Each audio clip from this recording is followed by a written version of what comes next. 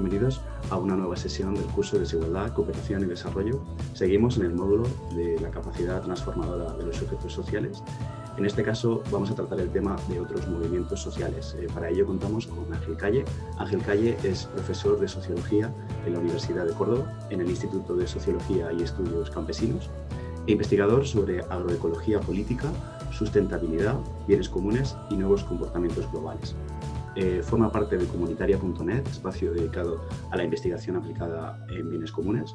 Es autor de más de 10 libros, principalmente de poesía y ensayo. Él mismo se define como un activista de la vida poética y también ha escrito numerosos artículos en el diario.es. Muchas gracias por tu participación y buenos días, Ángel. Muy buenas. En primer lugar, te quería preguntar, desde hace más de 20 años vienes estudiando y participando en diferentes movimientos sociales. En primer lugar, ¿qué son para ti los movimientos sociales? ¿Qué características los definen?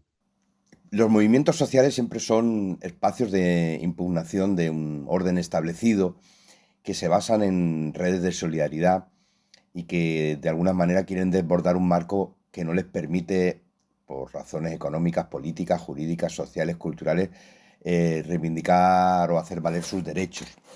En general han tenido una perspectiva, una visión emancipatoria, es decir, a partir de ahí se han ido acumulando desde prácticas de justicia social hasta ideas relacionadas con el feminismo, la autonomía o el ecologismo, pasando por la instalación de derechos humanos. También planteas la mutación de los movimientos sociales a lo largo del siglo XX y lo que llamamos el siglo XXI. ¿Qué etapas e hitos podríamos destacar?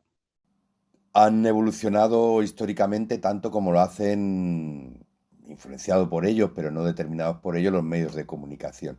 La imprenta es la base del movimiento obrero y de los movimientos donde había una centralidad de un mensaje, un claroscuro contra el que luchar, es decir, gente en la fábrica malviviendo, gente en los campos para organizaciones campesinas sufriendo y por encima de ellos unos patrones muy nítidos, ¿no?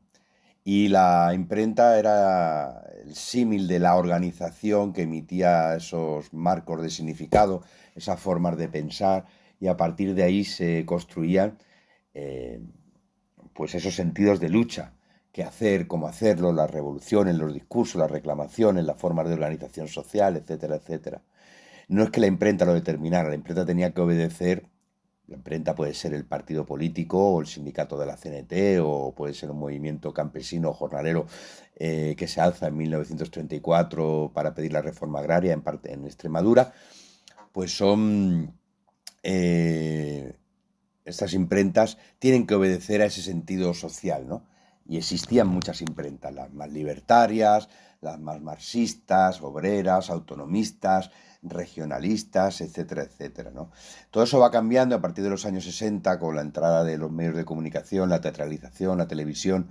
Ya digo que no influidos por ellos, pero sí en otro contexto de no queremos la Biblia, no queremos la organización, surgen los nuevos movimientos sociales de los 70, ¿no? Y estos son más abiertos, buscan más la autonomía y ahí es donde situamos no el nacimiento, pero sino la difusión de las prácticas ecologistas y feministas, por ver algo que llega en la actualidad, por ejemplo. Ahora en el siglo XXI, mundo de Internet, mundo en crisis, surgen dos, bueno, por una parte una posibilidad de esos movimientos globales a principios de siglo, con los nuevos movimientos globales y todo lo que se llamó las protestas antiglobalización, los foros sociales mundiales, etcétera, etcétera. Y surge también otra forma de reacción mucho más atomizada que representan el 15M o todos los movimientos que sean protestas contra la democracia, el propio independentismo catalán, como lo ha aprovechado también, en el que son estructuras más disipativas, más dispersas, más líquidas, y que intentan visibilizar a toda costa algo, pero tienen dificultades para agregar a personas en un sentido colectivo de la vida, ¿no? Entonces, eso también le pasa, por ejemplo, a la agroecología. Nos cuesta que más que bandera sea una práctica cotidiana, ¿no? El empuje social, aquello que construye sentidos colectivos de emancipación, se basa en prácticas con autonomía de la gente, a través de afinidades y a la procura de satisfacer necesidades concretas. ¿Podrías profundizar en esta afirmación? Incluso darnos algún ejemplo. Las prácticas de autonomía son las que han definido la fuerza de esos movimientos sociales. Precisamente el declive de los movimientos sociales más emancipatorios, el auge de movimientos de protesta más en clave del conservador, tiene que ver como que no están politizadas bien las necesidades básicas, es decir, ni tampoco los conflictos. Me explico, el cambio climático es un problema común, sin embargo no hemos sido capaces de generar a partir de ahí una contestación social. ¿Por qué? Porque estamos presa de las maquinarias del consumo, porque hay un marketing político, porque se invisibilizan alternativas. Entonces, la medida en que se puedan agarrar necesidades concretas, quiero sobrevivir, necesito este tomate, no al maltrato, somos iguales, etcétera, etcétera, es donde se pueden construir esos sentidos, ¿no? Es a partir de ahí donde se crean nuevos cauces de participación. No van a venir del poder, no van a venir de Internet. Es decir, Internet ha sacado a la calle el zoológico que ya estaba por ahí pululando. No es el zoológico que llevamos dentro, pero sí es el zoológico en el que, lejos de la convivencia, lo que se alimenta son las fieras, los bestias, las jaulas, etcétera, etcétera. Desde ese punto de vista, hemos perdido en capacidad de participación, de definir una cultura crítica, etcétera, etcétera, ¿no? Convivimos con movimientos globales y locales. ¿Cuál es el papel de cada uno de estos movimientos en la actualidad y sus relaciones en la persecución de un mundo más justo? Em, Desgraciadamente tenemos pocos movimientos o articulaciones globales y las que son locales tienen que todavía que demostrar ser capacidad o su capacidad para ser referencia local en los problemas cotidianos de la gente. Antes la gente acudía, por ejemplo, a movimientos libertarios o a espacios sindicales como la CNT porque allí encontraba sus problemas resueltos. O hacía del ecologismo una bandera porque era una forma de vida y porque creía realmente que había que salirse de una sociedad de consumo. Hoy ni vemos, ni creemos, ni sentimos tampoco que tengamos que estar saliendo ahí en lo local para referenciar otras formas de vida. Estamos demasiado atrapados por la sociedad del consumo, el marketing político, y es cierto que las medidas de control social y autoritarismo son cada vez más pesadas, aunque a nosotros nos parezca lo contrario, ¿no? Siempre se habla de nuevos movimientos sociales. ¿Está todo inventado? ¿O existen movimientos emergentes que pronosticas que nos darán ciertas alegrías en el medio plazo? No está todo inventado. Lo que va a ocurrir forzosamente es, si no hay respuesta de las instituciones, y eso es lo que hacen los movimientos sociales, rastrear respuestas, sugerir desbordes, lo que va a ocurrir es que esos desbordes vengan por otro sitio.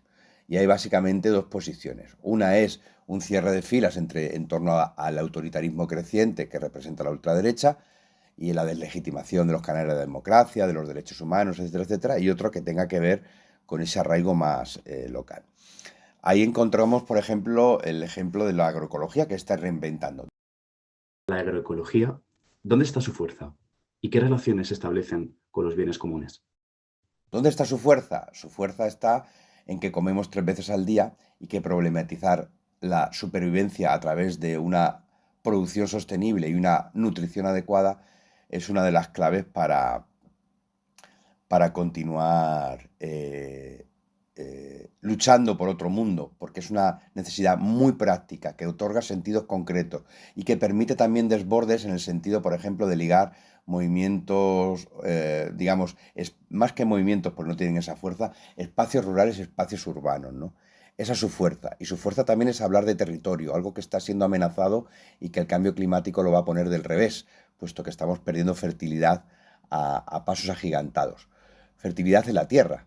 También perdemos fertilidad, es decir, capacidad de cooperación social. Y ese es uno de los dramas por los cuales la agroecología no triunfa. Hay muchas islitas, sobre todo en los países centrales, que no son comparables al arraigo de movimientos de esa matriz agroecológica que puede haber desde Chile a México o algunas propuestas que vengan desde la India, ¿no?